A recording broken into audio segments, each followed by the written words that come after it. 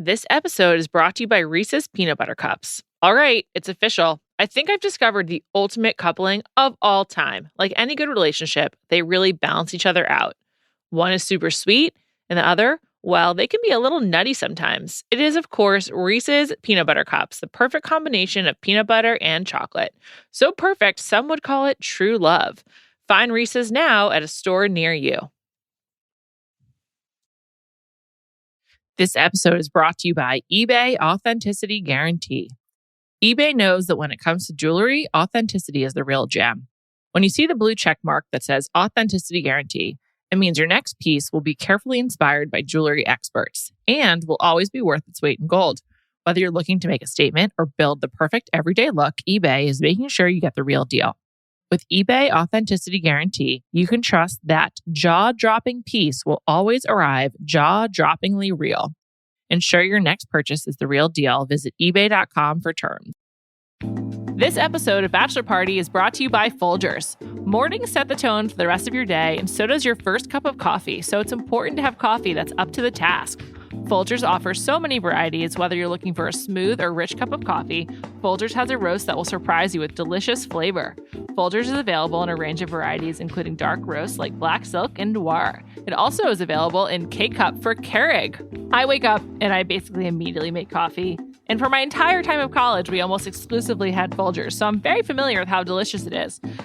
I love on The Bachelor when they also drink coffee in the morning. I love when you see them still in their pajamas, waiting for Chris Harrison to come in. It's hilarious. And hey, they should maybe drink Folgers coffee because the best part of waking up is Folgers in your cup. Today's episode is also brought to you by Schmidt's. If you've always wanted to try a natural deodorant but were worried it might not work, Schmidt's does. You'll never find aluminum or artificial fragrances. Made with coconut oil and essential oils, Schmidt's keeps you fresh all day naturally. Visit schmitz.com to learn more or find it at a retailer near you.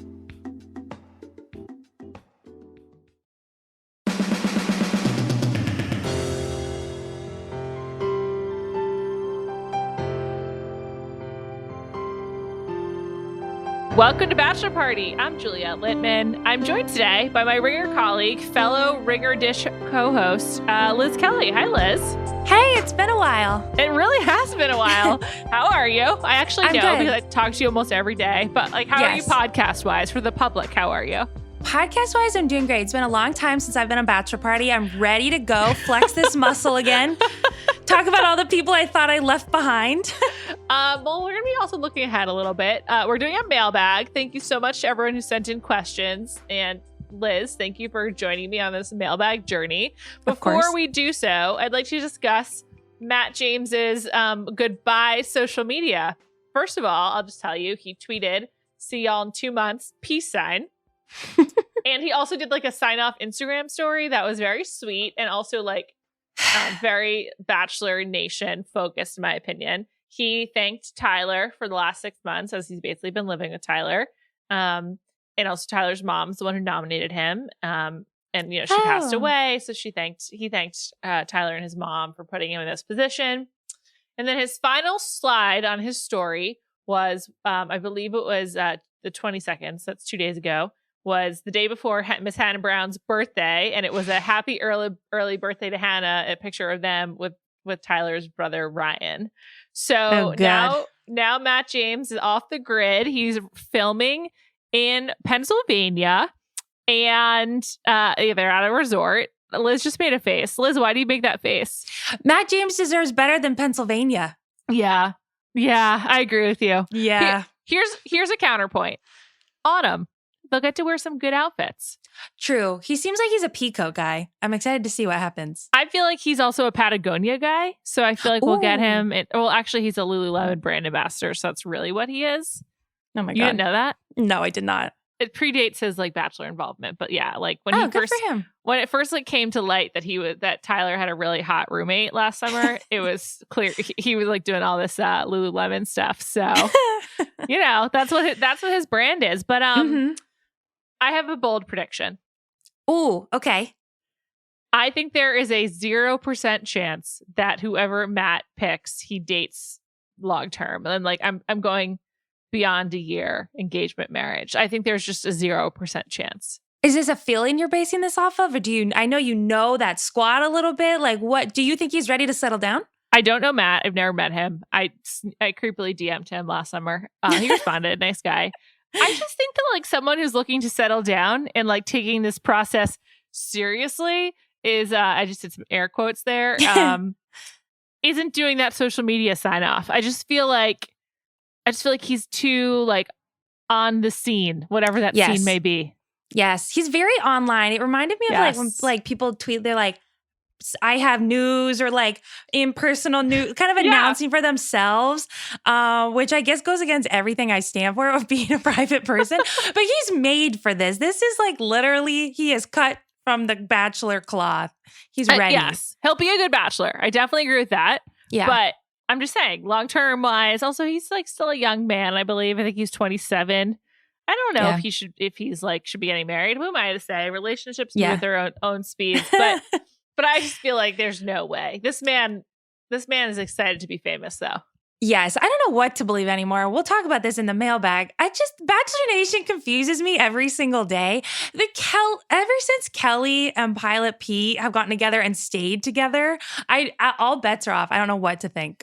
Let's dive straight into the mailbag on that note, because someone asked a question that I'd really like to address. I think I know which one. I'm so excited. This is via Instagram from Ellie, and Ellie asks, "Do you think Kelly and Peter will get COVID?" Liz, what do you think? This is the best question in this entire mailbag, and the answer is definitively yes. Write it down. 100% yes. Oh my God. All it takes is one single sneeze or air particle. Those people are being so careless. I cannot believe it. Granted, all of Bachelor Nation pretty much is pretty guilty of this. Yeah. For some reason, I just see it. Pilot Pete and Kelly are coming down with COVID. I know it. I absolutely agree. There's just so many reasons why. First of all, I agree with you. It just takes like one indoor setting. And that's what's most alarming about Peter and Kelly, is that I understand that perhaps they have access to like very safe flying protocol as is part of the industry or whatever. But Peter is flying around. Peter and Kelly are flying around. It's not just him. And they're like doing stuff inside. Like there's like all of these videos of them at like family events in like restaurants. It looks like an Italian restaurant. I have no idea. And it's proven this is how you get COVID. It's large family events indoors. What are they doing? I don't want to assume, but Barb feels like she does not wear a mask 100% of the time. It feels like Barb is just as careless, or could be as careless as Kelly and Pilot Pete. And like, that's the whole problem, is you surround yourself with other people not taking it seriously. Boom, you get it. I know. And I just, the one thing that you can't do, and it's so heartbreaking. Like so many people have had like happy events, sad events, like all these things that you want to be with your family, with your extended family, your nuclear family. You just can't. And they're just flatting the rules to like do some meet and greets. And it's like, do the Flanagans and the Webbers really need to meet right now? Can't we wait a few months? Guys, you've only been dating. Like it's a quarantine relationship. So like under 6 months. Although I guess it's been rumored that after the show they got together, hence some of the weirdness of his finale, whatever. Peter seasons from a different life, you know? We can just leave it behind. But yes, if they haven't already gotten COVID, I mean, they might have already had it. Yeah. 100%. I love this question. The answer is yes. Yes. Ellie Ann Klein, we thank you so much. Yeah. Let's answer some more. These are, by the way, from Bachelor Party Instagram, my personal Instagram. Thanks for following me. They're from the Bachelor Party Facebook group and the Bachelor Party Twitter handle. Check out all of those. We'll do more mailbags as we go along. Next question comes from @BachelorBob. How do you think they'll handle the Clare Tayshia situation? How many episodes is just Clare? Are they actually going to pretend that America doesn't already know that Tayshia steps in at some point? Liz, do you have a feeling about this? My answer is that they can't pretend. Like, it literally is so well documented that she's stepping in. I almost feel like there have been public quotes about this whole transition. So there's no like teasing that drama. The drama is happening.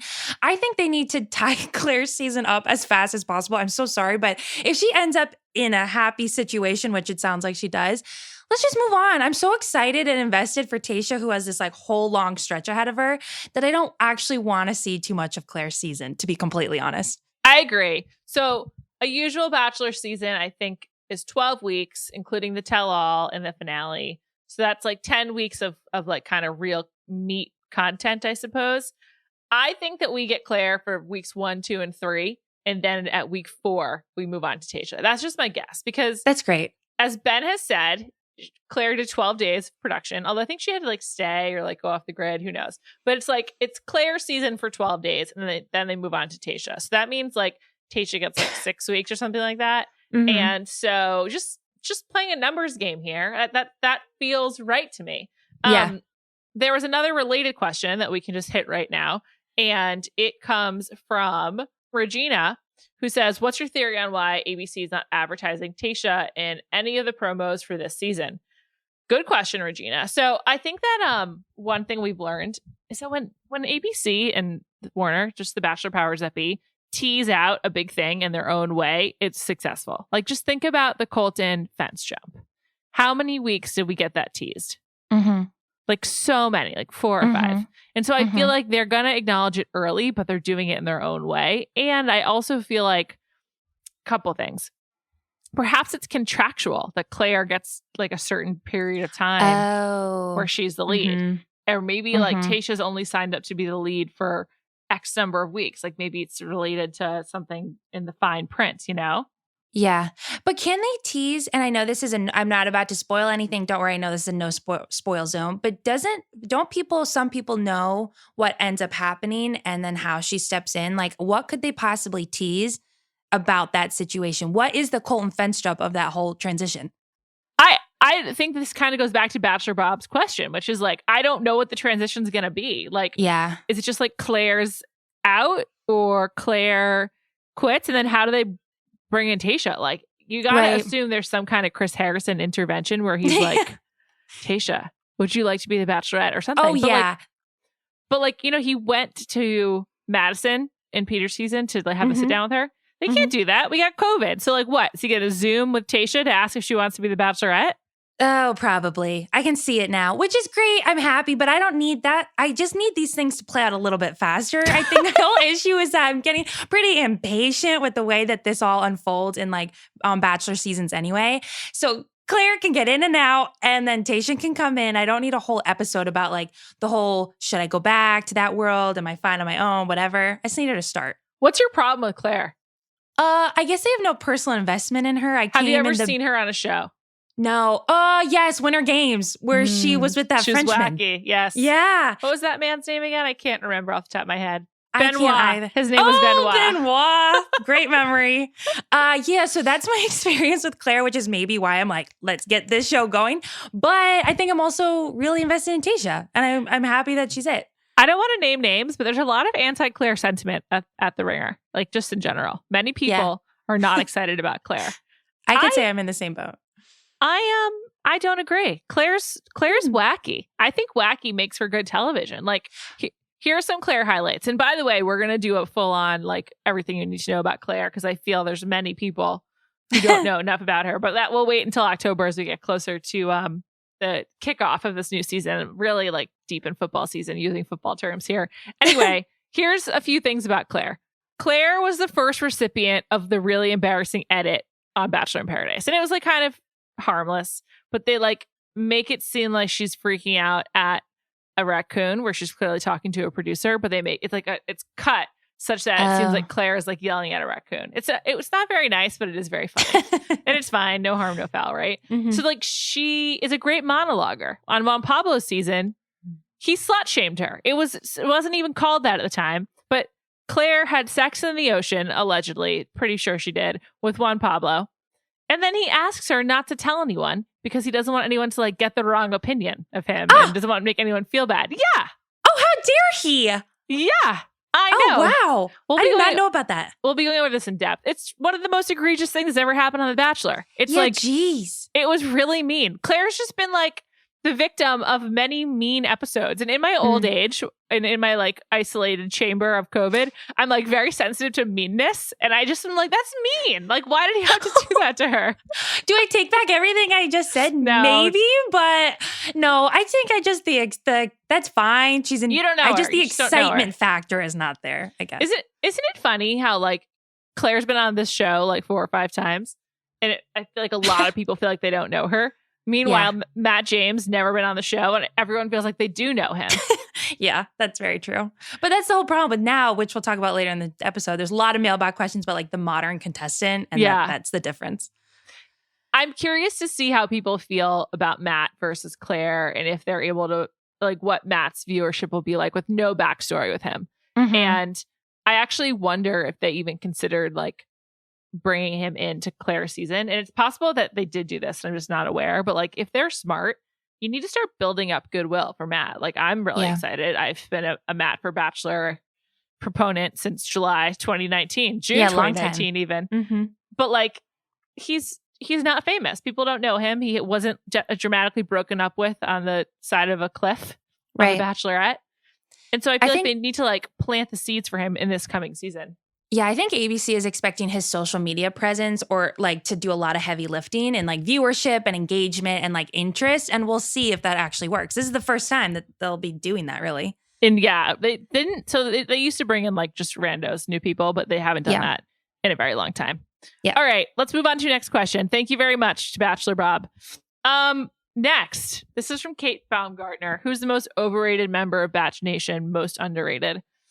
I don't really know how you could like what people's rating systems are, but I think the most overrated member of Bachelor Nation is like Hannah G, perhaps. She gets a lot of shine on social media, and like I don't know what I would want to speak to her about. I just can't imagine having a conversation with her. Yeah, it's hard for, I'm sure, you to I feel like I can answer this more freely. You have a lot of Bachelor Nation churning through this pod and like coming on as guests. So I feel like you don't have the freedom to say what we're all thinking, which is it's Nick Viall. Oh. It's that guy.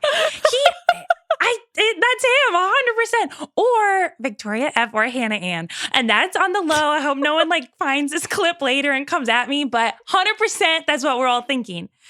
I don't think Victoria F is rated, though. That's part of my problem. Like, she might be on social media. Who's rating her high? I don't know. I feel like when she was on, everyone was, before she kind of turned and the editing turned on her, I feel like she was really up in everybody's radar. And then Hannah Ann, of course, she made it all the way. I completely agree. Hannah Ann is super overrated. But, like, who's rating these people? I just feel like a lot of the people, like, I just feel like Peter's women kind of got the raw deal. They expected to get like a long runway going to Paradise and maybe Summer Games, and here they are just on Instagram. That's true. Although Hannah Ann got the podcast. Oh my God, I saw that. Oh God, I was doing some stalking trying to answer this question, and I was not pleased to see that. But Tayshia deserves better. Let's just say that Tayshia is doing a podcast with Hannah Ann and Grocery Store Joe. It's about celebrity news, like their take on it. Just listen to Ringer Dish instead. Yeah. Hannah Ann, another person that's just gallivanting around the world or Los Angeles at large during COVID. With Madison. Yeah, I know. Also, that hasn't aged. My love for her has not aged well exactly. People also got like very sick of her. I feel like at least that's the sentiment when I browse the Bachelor Party Facebook group. But I like her still. I'm sorry. She's okay. I like her style, to be honest. I think it's kind of cute for a young woman. Yeah. Most underrated. That's a more fun question. I have to say, two previous guests that I particularly love that I think just deserve more attention are Natasha Parker and Sydney Latuaco. They both were delightful to talk to. Yeah, those are great. Can I pick someone kind of on the outskirts? Of course. Can I say Rudy from Listen to Your Heart? Does she count in that world? Yeah, of course. She's in the nation.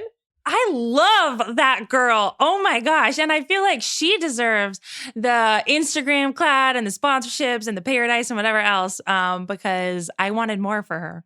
Brett, who was on this podcast on Tuesday night, also agrees with you. All in on Rudy. Rudy's got fans, you know? I'm happy for her.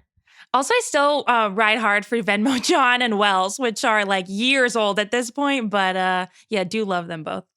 Venmo John, I think, like got engaged or something. I feel like he's doing great, or had a girlfriend, something like that. Yeah, I think he's doing well. I feel like the men of Bachelor Nation just like don't permeate my brain for very long, unless I have like a long enduring crush on them, like Tyler and Ben. In which case, I think about them frequently. Okay, next, Christina Castiglione says, I think this is on Instagram as well. This is a brief aside. Thoughts on Dorinda leaving the Real Housewives of New York? Liz, do you watch Real Housewives of New York? I do not. I have to establish boundaries somewhere. Okay, I'll just say Dorinda was my favorite on The Real Housewives of New York for many seasons. She kind of like kept it real. She was sort of like quote unquote normal. She wasn't normal. She was like still weird and also agreed to be on the show. But you could just like identify with her. You could relate to her in some way. She really cared about her daughter. She had a relationship that was like kind of mystifying, but you're like, you know what, Dorinda, as long as you're happy. And then she got really mean. And it also seems like she drank a lot. And it was very hard to support Dorinda. And this is one of my problems with all the Real Housewives shows. Like kind of like everyone who's on for over 4 or 5 seasons just turns. Something happens. Something just breaks inside of them. And they get meaner. They get nastier. They just get harder to support. Like I used to love Kyle Richards. And I had to turn on her. And when I had to turn on these people, I'd like them to leave the show or I would stop watching the show. Because I don't want to hate watch Kyle. Like it's sort of like when a friendship goes awry, you just kind of like gotta end it, you know? And it's like less of a clean break than like a romantic relationship. There's no like, hey dude, you're out of my life. It's just sort of like you gotta slow back away because it's too painful, you know? It's like you used to really support someone, then they changed and it's just over. And that's how I feel about Dorinda and Kyle Richards very specifically. It's like I either want you off the show so I can keep watching or I'm gonna quit the show. So this is I love Real Housewives of New York. So it's hard enough watching like a fictional character turn bad and sour and mean and you gotta like hate them. But to have them be real people, I feel like stings a little bit more. Yeah. And with the Real Housewives, they're largely mothers. And I always think about what it'd be like for this to be your mom. And that makes me very uncomfortable. Yeah, that's true. I don't know. Do you watch any Bravo? I don't actually. I like watch a lot of trash, but you know what my corner is that you hate, we talk about it a lot, is Kardashian. So you call me when you want to talk about that. It's ending though, Liz. What will you fill your time with? I'm going to make a binge mode Kardashians and go through every episode and then all of all 20 seasons or whatever. Okay, great. I believe it was 10 years, like 13 seasons or something like that. Kim, I remember her like correcting people when they were like around some anniversary or something like that. Okay. This episode is brought to you by Visible. Maybe you've already let your New Year's resolution slip. We all have, but you can still make a 2 years resolution with Visible. Right now, you can get a one-line wireless plan from Visible for just $20 per month for 24 months. 24 months is basically 4 Bachelor seasons. That could be 4 engagements, 4 broken engagements. So many other couples we didn't see coming. It's really an eternity in Bachelor Nation. And that's unlimited 5G data powered by Verizon with no annual contracts. Switch now at Visible.com and use the code Visible24. Don't miss out. Offer ends January 31st. New members only. Promotional rate with service on the Visible plan. For additional terms and network management practices, see Visible.com. This episode is brought to you by eBay Authenticity Guarantee. eBay knows that when it comes to jewelry, authenticity is the real gem. When you see the blue check mark that says Authenticity Guarantee, it means your next piece will be carefully inspired by jewelry experts and will always be worth its weight in gold. Whether you're looking to make a statement or build the perfect everyday look, eBay is making sure you get the real deal. With eBay Authenticity Guarantee, you can trust that jaw-dropping piece will always arrive jaw-droppingly real. Ensure your next purchase is the real deal. Visit ebay.com for terms. This episode is brought to you by Reese's Peanut Butter Cups. All right, it's official. I think I've discovered the ultimate coupling of all time. Like any good relationship, they really balance each other out. One is super sweet, and the other, well, they can be a little nutty sometimes. It is, of course, Reese's Peanut Butter Cups, the perfect combination of peanut butter and chocolate. So perfect, some would call it true love. Find Reese's now at a store near you.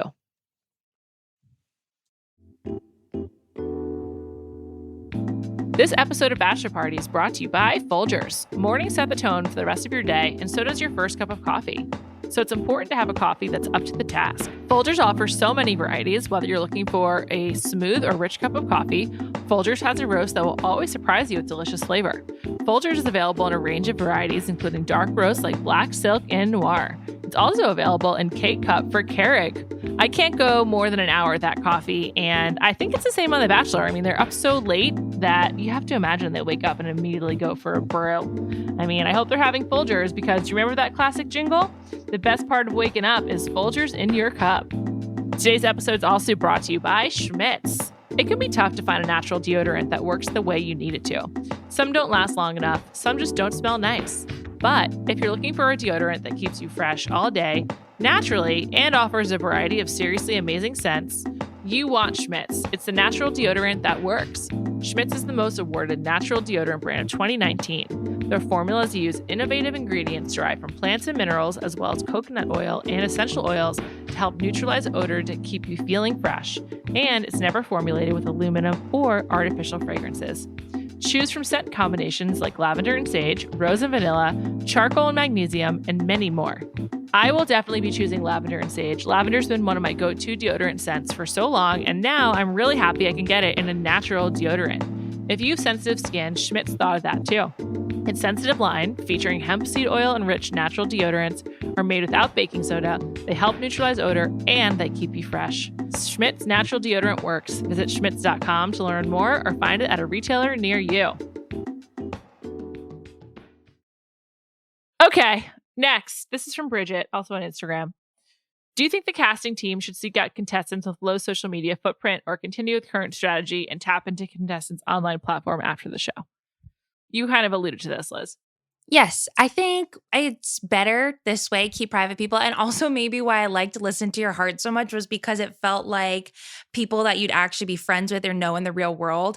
Everyone feels so out of touch now, every single contestant, male and female, on this show that it's why it's kind of like soured a little bit for me. Yeah. Like I want lower profile people. I am excited for Matt James for sure, because I'm like naturally invested in him. Of course, as naturally. A man. But yeah, going forward, I think they should pluck more of the obscure people and not so much like LA cloud chasers, you know? Totally. The LA cloud chasers gotta go. The ones who are already in LA cloud chasers, please leave. Right. Please, God. We don't want you here. Yeah. Here's the thing. I'm curious to see how Tayshia's season plays out. I think they got a lot of really negative feedback about Peter's women, and before that, even like with Hannah's dudes. And I think that there was a real attempt to course correct with not only slightly older, but like just people with clear careers and like kind of lives outside of reality TV. One thing that's hard though is like if you have a life outside of reality TV, it's hard to leave it. You can't just be like, peace. Yeah. I'm going to do The Bachelor. Can I have my job back in 2 months? Yeah.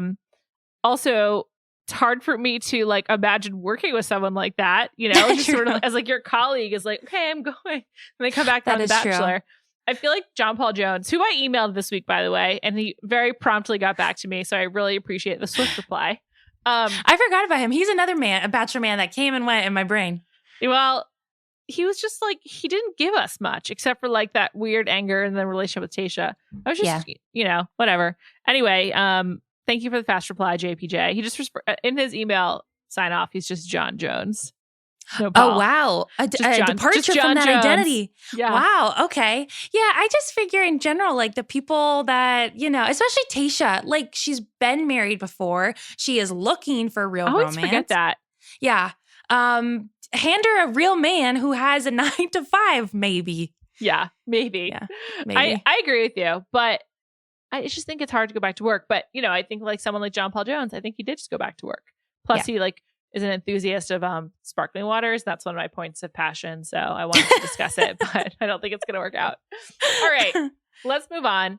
I think that this woman's name is Shema. Thank you so much for sending this question. I'm very sorry if I've mispronounced your name, but I don't think I have. Who has the best Bachelor and Bachelorette performance post-show? Now, we need to just take one person out of the equation. There's a very clear winner, and it's Rachel Lindsay. And she's like our colleague, so we can't really. Mm-hmm. So it's like number one with the bullet is Rachel. She's now an extra correspondent. Like shout out to her. Yeah. Who else is even on that level? You know. I feel like it was honestly a little bit easier to have a really good post show performance like a couple years ago, because now at this point, everyone has a podcast in Bachelor Nation. So like the way that you can brand outward and kind of expand your like, I don't know, quote unquote empire or whatever it is a lot more difficult because everyone's kind of fatigued, I feel like, by all this content, all the people to keep track of. I mean, we're still listening to pods with like Ben Higgins and Ashley. It's just like those people now that dates back quite a bit of time as opposed to a newcomer that like is in a recent season. It's just like it's a bit harder to carve out that path. I totally agree. And that's one of the reasons why Rachel's so impressive, right? Like, here's her competition. Jillian Harris, who has an HGTV show, Love It or List It too. Have you ever seen that? Mm-mm. Love it. I will love it, not list it. It's it's love it or list it, but it's in Vancouver instead of Toronto, and she's a pretty good style. She's good on it. It's charming. Jesse Palmer, who has a natural advantage by way of being a football player already, and now he's on ESPN, ABC. Charlie O'Connell, he was already famous, so like okay. And I think that's the list. Like, other people, like I think Ashley has done a really impressive job making a career for herself. Like she wanted to be in media, and she is. But it's just like not on the Rachel level. Like Rachel's now on Extra. Like that's a long-standing franchise. Like that's really legit.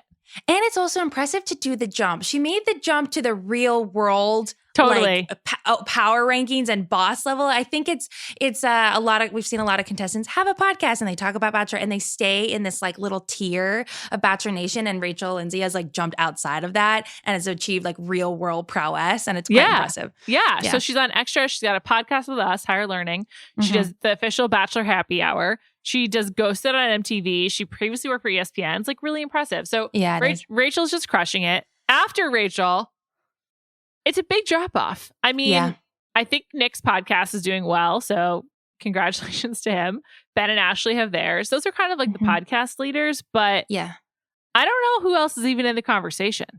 Yeah, again, it's just a little bit harder now to be like Hannah Goodwin and you're spit out from Paradise and you're like have this boyfriend, Dylan Barber, and like she makes TikToks and like she's got some Revolve or whatever clothing lines, but it's harder now to like carve out legitimate space it is. In that world. Yeah. It is. It's crowded. Yeah. Okay. Next, from Lacey. My idea for a format change is to have 2 to 3 past contestants be on each new season. People that didn't make it super far and might not be a good fit for Paradise, but that were underrated or just not a good match for the lead. Who are your Bachelor Nation picks for Matt James if producers introduce this? I think someone like Sydney from Colton season. Yes, we like Sydney here, as mentioned. I like this question. It did happen. It used to happen more frequently. Like, for example, Becca Tilley came back for Ben after being on Chris Soule's season. And there was a woman named Casey who was on 2 consecutive seasons. I think she was on Sean Lowe and one other that I can't remember. She had like a real, it looked like a wetsuit for a dress, one of her night ones. It just used to happen a little bit more because like people would be interested. So it's interesting question. I kind of think Sydney from Peter's season got a raw deal. I feel like the women didn't like her. Similarly, Alea has been kind of like, she was a villain, but I actually think that she seems kind of fun. On her social media. I'd like to give her another shot. Yeah, I think those are my picks. Yeah, this question brings up a great point, which is that there is a type of contestant that is cut out for Paradise and there is a type that is not. And I honestly feel like the ones that are a little bit more cut out for Paradise are the ones we're talking about where they like, you know, the Revolve sponsorships eventually and they got X amount of Instagram followers. And I feel like it's a certain kind of contestant, which is totally fine. But there's a lot of other people in this other boat that just like kind of flounder in Paradise, like Wells. I always think about him and we did a pod and I think I like predicted he would be the best or end up on top. He was out, you know, almost immediately. And I think there are just certain people that are super great, but just aren't cut out for that environment. Yeah, like I think you clearly need to like be showy in whatever way to get the attention in Paradise. It's like, again, a crowded space. And like someone like Sydney is like cool and chill and like has like a skill. She's a dancer. She was on the Bachelor tour. Whereas like someone like Ashley not that they're on the same season, is dramatic, you know? And like if you're not prone to drama, but like you're cool and chill, you're not necessarily in a position to like really shine. And like that's true for most reality shows. But I think that was true of like a lot of the women in Peter's season. He just seems so drawn to the hysterics that like, like, you know, Jasmine, Wynn, and Alexa seemed to have like a really cool friendship afterwards. So much so that many people thought they were dating when they were just joking. Oh yeah. And like both of them seem cool, you know, like they just seem like, oh, but meanwhile, we just wasted our time on like McKenna and Tammy fighting with each other. Right. I think McKenna is like very Bachelor Paradise oriented. Again, not a problem, but just different types of people. Yeah. I think they should change. I think the Paradise of it all kind of like skews towards certain kind of group. I feel like they got to change it up at this point. Go back to Winter Games. There was like a variety in that bag. I just so badly, I've kind of talked about this before, but I so badly want like a real world for The Bachelor. Like I just want to I just want to follow these women and men after they leave. Like, show me like real world. I've moved to LA after being on The Bachelor. Like, I'm sure so many people would be down for that. Yeah. Yes. Who wouldn't watch that? Like, just put it on a streaming service. It sounds, all these people want to be famous, so it would help them. It would only be them cold calling or cold emailing companies being like, can you sponsor my apartment decor? Or like, can you buy my bed and I'll Instagram it? Which might be kind of self photo shoots on top of Runyon Canyon and like and like things like that. God. But it would be interesting, kind of. Like, I want almost like verite style. Or comedic, the way like the bloopers are from The Bachelor. That's true. That would be better. Because didn't a group of women that were eliminated from like some night one or whatever come together and they like created this own little media like something? Yeah. Yes. And I don't think that did that well, but it's in a similar vein. Well, and other people flouting some of the rules, but like I think Natasha, Sydney, Victoria, and Kelsey were like all hanging out together in Montauk in the Hamptons this summer. Like these women become friends and then they like do photo shoots together. So like, why are we not capitalizing on this content as a society? True. I don't know. And then we'd get more of these peeps. Okay. Let's move on. M. Schindler asks, do you think the one-site Bachelor seasons will stick when traveling restrictions are lifted? Seems like a better opportunity for real relationships to form. I like this question a lot. We discussed this a little bit a few days ago. I do think that travel will be de-emphasized because I'm just sort of like, what do you need the travel for? And Paradise, listen to your heart. It's really fun. Like, they're just in one place. And I actually think that the people are made to be like feel more pressure when they're just stuck in one place. Yeah. I also think, not to mention listen to your heart for like a third time on this podcast, but the whole tour bus situation actually was like a great environment. Talk about your relationship. I'm pretty sure someone was left on the side of the road, or there was like some weird thing where it happened on the tour bus because it's like this really confined kind of pressure cooker. And they should just do that. They can road trip around the country, put, a one-on-one can be in now an RV. Yeah. So you clearly never watch Road Rules, right? No. Road Rules was great, and I don't know why it hasn't come back. Like, more than like any OG reality show, like Road Rules would just be fantastic, because this was the premise of Road Rules. They get in an RV, and then later it became a bus, but they got in an RV. They had to drive themselves around. They were stripped of like their credit cards, so now it would be like credit cards, cash, and phones, and they had to do like missions to win money. And they would travel all over different places. Like, it was like Road Rules Northern Trail, and it was like the Midwest of America, which is so funny to think about. They did like Road Rules Down Under. They did Road Rules like, Semester at Sea. Like, they just did all of these different places where they were like on road trips, had to like earn money, and they filmed it. How many people are on one bus or on one 6. road trip? Oh, okay. Got it. So, and do you end up with 2 at the end? Like a pair, a couple? It's a group activity. It's not a dating show. It's just like, it's like the real world, but you're on the move. Like, the real world started. Cool. And then 2 years later, Road Rules came. And cool. My God, Liz, I can't believe you haven't seen Road Rules. I don't know anything about it.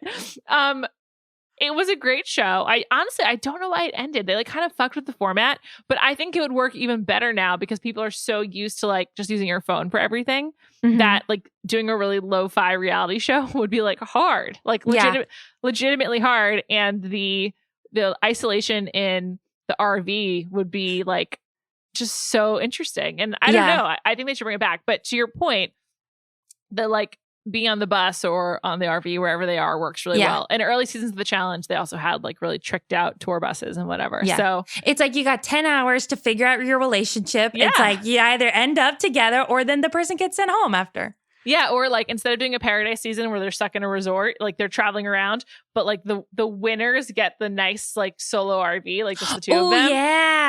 Yeah. Just bring it back. I don't know why Road Rules isn't coming back. I know so little about Road Rules. I thought you were talking about the movie Rat Race, and that's what I thought you were referring to. Oh my God. I think that also had like a bus in it, right? I think it did. Yeah, it was like road trip oriented at least. I don't know why Road Rules has been so lost to time. Like, Real World's iconic, but Road Rules was a great show. I loved it. And it really, I believe you. Without Real World, there's no reality TV as we know it. Without Road Rules, there's no challenge as we know it. Like, at the heart of the challenge is Road Rules. I'm telling you. Powerful stuff. Thank you for indulging me. Next, a question from Rebecca. And Rebecca, I appreciate this. It's just, we'll dig into it. I don't know what my specific question is besides wanting to know more about how Christianity seems like an unnamed force of the franchise. Who is it perpetuated by? Surely not the producers. So what are conversations between producers and cast members around faith like? This is a great question. I clearly can't answer it. This actually would be a good one to ask Ben sometime in the future because he's very open about his faith. I will just say Christianity seems to suffuse a lot of reality TV. I believe it's a big part of Survivor. There's so many people on it who are like interested in the trial of it and talk about their faith. I mean, obviously there's many people in the country and the world who are very religious. I don't know why it's such a presence on this show, but I do think that like within certain demographics of people where it's just like, there's been a lot of people from the South in the last few years. And I, as I said on Hard Knocks in episode 1, there's the religion of God, family, and football. And like the three like go together in many regions in the US. And I think that has something to do with it. I don't know. I'm not Christian, so it's hard for me to say, but I just thought it was like a perceptive question. Yeah, it definitely is a presence. You can feel it. It's amongst a majority of the contestants. It's certainly, if you go to a random Bachelor contestant, maybe 30% of the time there's like some verse in their bio or whatever. The only other reality TV I watch, as you know, is like basically Love Island, besides the Kardashians, which are both, you couldn't be further from the any faith. UK. But I think, it is certainly Bachelor Nation. And I think the viewers, like a lot of the demographic of the show. It's a lot of the viewers, I agree. Yeah. Yeah. Well, it's a good question. We're gonna bring it up with some of our Bachelor Nation alums in the future. Thank you, Rebecca. Anastasia asks, what do you think filming Matt's season will look like in the age of COVID? Do you think they'll have more local, lame Cleveland type trips? I think they are not leaving this Pennsylvania resort. I think it'll be similar to Tayshia's season and it'll just be like in Pennsylvania. Juliet, do you know anything about this resort? Like, no. What are the amenities? What are the activities you can do on this resort? Shame on me. I didn't look it up. It's called like Nemacolin or something like that. I will. I'm sorry, audience. Shame on me. I should have looked it up. God, there needs to at least be 3 different rec courts so that they could make different games. There needs to be a giant field. Obviously, pool and a hot tub is a given. A spa, obviously. You know where they should have done this? On Hilton Head. Or like somewhere, something like that. Yeah. Where it would have been warm. There still would have been oceans. They have resorts though. There's golf. I don't know how we ended up in Pennsylvania. I was just going to ask you, why did we end up there? Not that it's like, a bad place, but why? What was that decision making like? I don't know. It must have been really cheap. That's all I can guess. It's the only answer. Because like I have a friend who was just telling me that she's going to Duck, North Carolina in October with her family. So like you went to college in North Carolina. Will it still be warm in October? Like, can you like hang? It will be pleasant. It like would be the cute Bachelor hang where like you're wrapped up in a little blanket, but you can be outside and it's fine and you're not freezing to death. And there's like an open fire pit, like great setting in October. I don't know about Pennsylvania. Yeah, it's gonna be cold. By the end, it's gonna be super cold. Maybe they'll go somewhere else for the end, but quarantining is an issue. And I've heard that with Tayshia's season, they were very strict about it. So I predict that they do not leave the resort. Perhaps I'm wrong. Let's hope that I don't know if I don't want them to. Obviously, I don't want anyone traveling really unnecessarily, but I think a resort would need to have like a lot of stuff going on in order to have them even have like date activities. Have you been to the La Quinta in Palm Springs? Yeah, I have when I was a kid. So I haven't been. Like, that's where they did Tayshia season. So hopefully they have those things there. Yeah. As a kid, it seemed great and expansive. I don't know as an adult if I would say the same, but yeah. This is from Emily. What Bachelor, Bachelorette, Bachelor in Paradise couple are you most surprised is still together?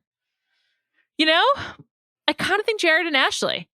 Yeah, that's a good answer. And they're like really together. Yeah, she's like trying to get pregnant and all that. For a child. Yeah, and they do such cheesy stuff together. But that just shows they're really like a good match. I don't believe in like a made for each other kind of thing, but I do believe in a good match. They're clearly both cheesy and like dress up and. Yeah, it works. I think my recency bias definitely affects these answers because the only people I think because I care a lot in the like first year or 2 years after these people escape and are in the real world. But I am surprised about Hannah Goodwin and Dylan Barber. Me too. Also, it's a given, but Kelly and Peter, who would have thought? Oh my God.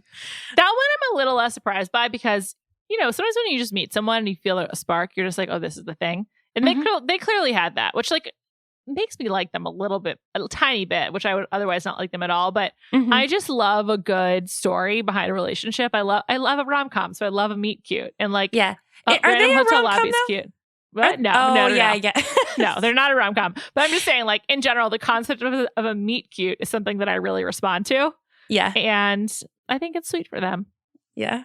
But that's the only thing that's sweet. Related to them. At least you said something positive. I can't think of a single positive thing, but yeah. Cute. Yeah. We mentioned Ben and Ashley, and I just want to, we touched on this a couple days ago as well, I think, but they kind of were doing a both sides situation on their podcast as related to Colton and Cassie. And I saw a few questions about just to ask, comment on that. And I don't really feel there's anything to comment on because there's no two sides. If the reports from the court documents that have circulated online are true, then he put a tracking device on her car. And that's scary. So, I wish Cassie the best. I hope she's safe. I hope she's being supported by her friends and family. And if Colton needs help, I hope he's getting it as well. So I don't know. That's just that's all it comes down to for me. Let's go on to some more questions. Nicole on Facebook in the Bachelor Party group asks, do you think we've reached a tipping point for people coming onto the show but to become Instagram influencers? And this is similar to what we already discussed. I'll just say, I'm going to go with no. You still need people who want the attention to be on the show. So. Yeah, I have nothing else to add only because I've been kind of disappointed the last couple seasons with the batch that has come in and they all seem like that, or the people that don't are cut or not given screen time, whatever. As you can see, I have some Bachelor fatigue, but I'm hoping maybe we're going to get your head back in the game, Liz. Claysha's going to revive you. I bet she will. I always like the women-led Me too. seasons. Yeah. I prefer the Bachelorette to the Bachelor, for sure. Yeah. It's also as women, more fun to make fun of men than women. Absolutely. Yeah. Absolutely. Yeah. Okay. This is a question from Nicole. Great question. Do you think the men on Claysha's season will act differently knowing they won't have a shot at being the next Bachelor? If so, how? Great question. I'm going to go with a definitive yes. Less of an incentive to just cause drama. Yeah. Also, I feel like it's well known that towards the end of the show, you kind of know who someone's leaning towards. Maybe top two, maybe the second person's I could maybe convince her or him otherwise. But I feel like that person immediately turns into leading man or woman role where they start being extra gracious and extra professional and extra lovey-dovey leading up to this big heartbreak. And now that can happen, but you're not guaranteed anything basically. And they certainly won't have to immediately vie for this leading person role. So yeah, I'm excited that these people can experience some genuine emotion without thinking of the next step. I agree. You look back at someone like Colton, and it was rumored he really, really cooperated with producers both on Becca's season and on Paradise. And that's just there's less of a reason for that to happen, these guys, they got to be in it because they want to have the experience, whether it's to be in it to get married to Clare or to Tayshia. It's kind of besides the point, but just for the experience of being on the show and being in Palm Springs. The other thing is you have to really be in it for the experience because otherwise who would spend the summer in Palm Springs? It's so goddamn hot. True. Or even the fall, winter in Pennsylvania. I mean, not that those are the two extremes. It could be a lot worse, but certainly they're not going for the worldwide travel. This is actually might be a very refreshing season. All right, we're getting your hopes up. This is great. We're getting you excited. Last question. This is a great one from Katie and a great final note. If you can add any one celebrity, musician, fellow reality TV star, anyone to the Bachelor universe, who would it be? I'm so bad. The celeb world is so vast. It's almost there's too many choices. Do you have an immediate answer to this? I have a really weird one. Okay. I don't wonder if you're familiar with this person. I bet you are, but I don't know. Are you aware of Jordan Fisher, the musical actor? Oh my God, yeah. Was he in Tell the Boys I Loved Before, 2? Yes, he was. That's correct. He was in 2. He played Evan Hansen in Dear Evan Hansen. He was in Grease Live. He very briefly was in Hamilton. He does a lot of social media. He seems like a really genuine, sweet soul, and I feel like he'd be a great Bachelor. This is great. I feel like we've been touting this for a long time. I need some cross-pollination of these celeb worlds. Yeah. Granted, that goes against the exact thing I thought of, which is grab the underground people that don't have large presences. I think the world can exist with both. Maybe just create a spin-off celeb Bachelor. Yeah, sure. I think he'd be a really good Bachelor. I spoke to Noel from $1 Million Beach House the other day, and he wants to be on The Bachelor. I'm totally in support of that. He should be on The Bachelorette. Yeah, I watched half of that season. You got a bad edit from what I watched, but I'm Such a ready bad for his edit. redemption if it's there. I really enjoyed him.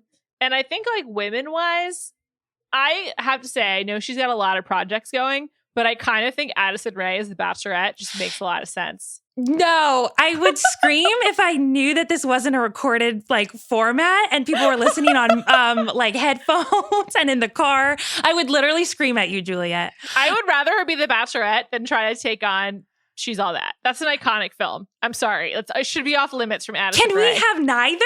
Can we just scrap both, please? Listen, TikTok stars are here. They're not leaving. We have to find a place for them in this celebrity economy. Oh my God, that is the worst idea I've ever heard. I want Addison Rae having nothing to do with the Bachelor contestants. I'm pretty sure I looked at her profile the other day on Instagram. She's too young right now. She's 19 years old. True, but I'm pretty sure like Tyler Cameron's following her. There's a couple Bachelor people that are like, you know, in her little orbit, and I want none of it. I mean, she's probably going to be on the Kardashians' final season, right? Yes, she is for sure. Mm-hmm. It's rough. You didn't pick anyone to be in this universe. You have to pick someone. Wow, this is asking me to pick a complete random celebrity out of my head. It's hard. There's so many celebrities out there. It's just like, how do you even begin? What kind of season do you want? There's so much to consider. But I know. The other thing is, I still think an NBA Bachelor would be amazing. That would just be so good. You've been saying that for a long time. I think that should happen, or any kind of professional athlete. Yeah. Well, they've kind of done it before, like Jesse Palmer, but just didn't count. He wasn't famous enough. They need someone who's like famous. Like, you're probably not watching the NBA Eastern Conference Finals right now, but like, it'd be really funny to pick like one of the role players who's having like a breakout, like Duncan Robinson would be really funny. Like, okay, I believe in that. The only Bachelor. NBA players I know are the ones that are dating celebrities. So Kyle Kuzma. Yes. And Karl Anthony Towns, know him too. He's dating Jordan Woods. He is? When did that start? I don't know that. I heard about it today on Tea Time from Amelia. Oh my God. Well, she's in Minnesota and he's a Minnesota Timberwolf. It all makes sense. Yeah. I'll have to check in with her about that. Wow. Liz, thank you so much for joining me. This was very fun. Thank you to you, listener, for the questions. We'll definitely do more regular mailbags. And I will be back next week.